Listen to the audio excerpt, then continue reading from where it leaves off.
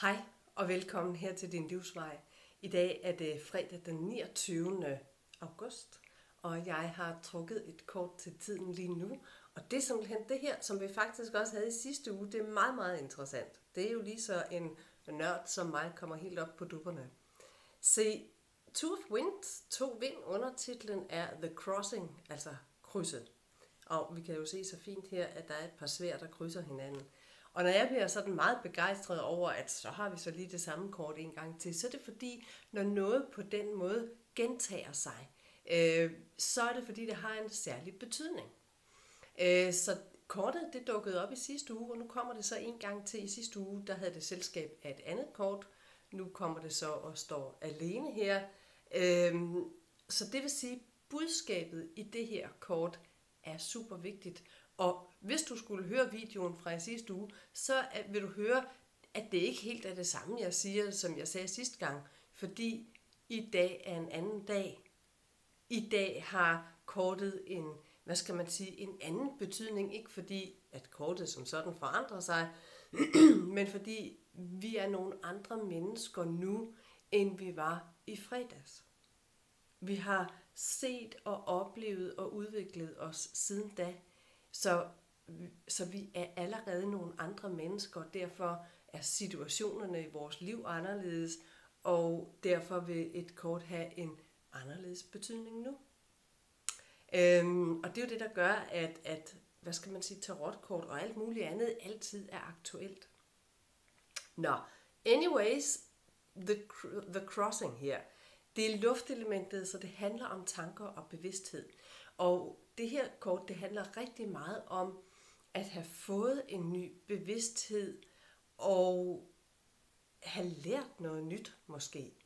Og i det øjeblik, at man opdager noget nyt, man lærer noget nyt, så er det jo netop, at man forandrer sig.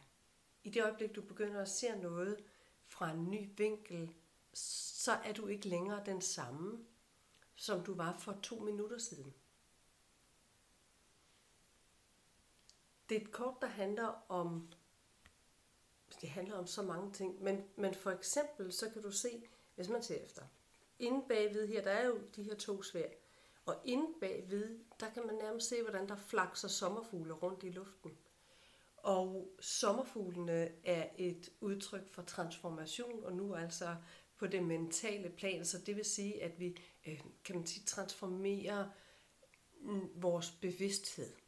Der er nye tanker, men de er jo stadigvæk lidt fanget inde bagved. De kan ikke helt flyve frit endnu. Det skal de nok komme til. Men det er som om, der er noget, der kan godt være noget ny bevidsthed, nye idéer, nye muligheder, som gør, at man skal måske lige tygge lidt over det. Man skal lige have det til at vende rigtigt, før man for alvor får forståelsen af det. Men kortet, det handler også rigtig meget om at træffe nogle valg. Og først og fremmest at træffe nogle valg ud fra, hvem er jeg?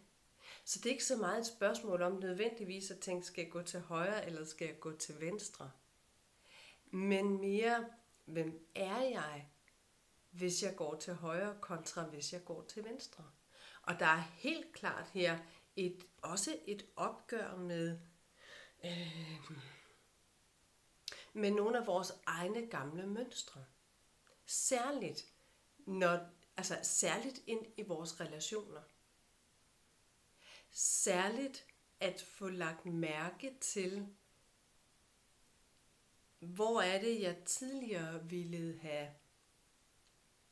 gjort eller sagt noget bare for at opretholde god ro og orden. Hvor er det, jeg ville glide af på tingene? Hvor er det, jeg måske ville begynde at please? Ikke fordi det føltes sandt, men fordi at jeg var bange for konflikten. At opdage, at ja, det gør jeg så nogle gange, og det tror jeg et eller andet sted, vi alle sammen gør i det omfang, der nu er.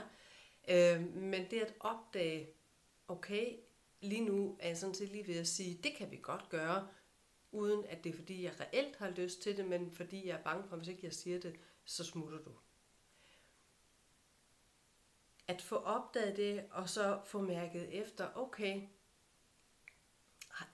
Har jeg overhovedet lyst til det her? For det kunne faktisk godt være, at man havde det. Men det kræver, at vi får mærket efter. Det kræver, at vi lige får vendt tingene en gang ind i, så vi ikke bare per automatik glatter ud og pleaser og gør ved. Men når vi reelt træffer et valg om det, og det er lige præcis det, som kortet her, det kommer og siger, måske er det på tide at få kigget vores mønstre lidt efter i sømne. Og dermed kan man sige, træffe nogle andre valg. Hvis man ser efter, så kan man se, at de her to sværd, de har hver sin farve. Det ene er blåt, og det andet er gult. Og det er sådan et udtryk for, det feminine og det maskuline. Det skal vi ikke ud i en lang diskussion om, hvad det egentlig er, men man kan sige, at det maskuline, det er handlekraft, og det er det rationelle, og det er, analysen, forståelsen for et eller andet. Men det feminine i det her tilfælde handler meget om den følelsesmæssige forståelse, om det intuitive. Og der er jo noget her, at de to, de sådan lige krydser hinanden. Det betyder ikke, at de er, på hver sin, enten gør det ene eller det andet, for de krydser jo netop hinanden. Og det er lige præcis på det punkt her, hvor vi har en forståelse for noget, og samtidig har vores følelser med i det, vores intuition med i det. Det er der, magien opstår. Det er, når du både bruger hovedet og hjertet, så er det, at man i virkeligheden måske næsten slipper de her sommerfugle fri. Altså, det er der transformationen opstår. Og jeg ved godt, det kan godt lyde en lille smule langhåret. Og sådan tænke, okay, hvordan får jeg lige til at passe ind i mit eget liv? At have en forståelse af, tingene er på den her måde. Det er det her, der er at arbejde med. Det er sådan her, det er.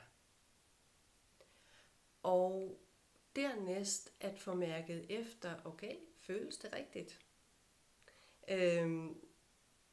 For et virkelig godt eksempel, det var på et tidspunkt, så skulle jeg, det er et par år siden nu, så skulle jeg til vandet, og jeg skulle også hente min søn, eller ud at drikke kaffe med ham. Jeg skulle i hvert fald et eller andet.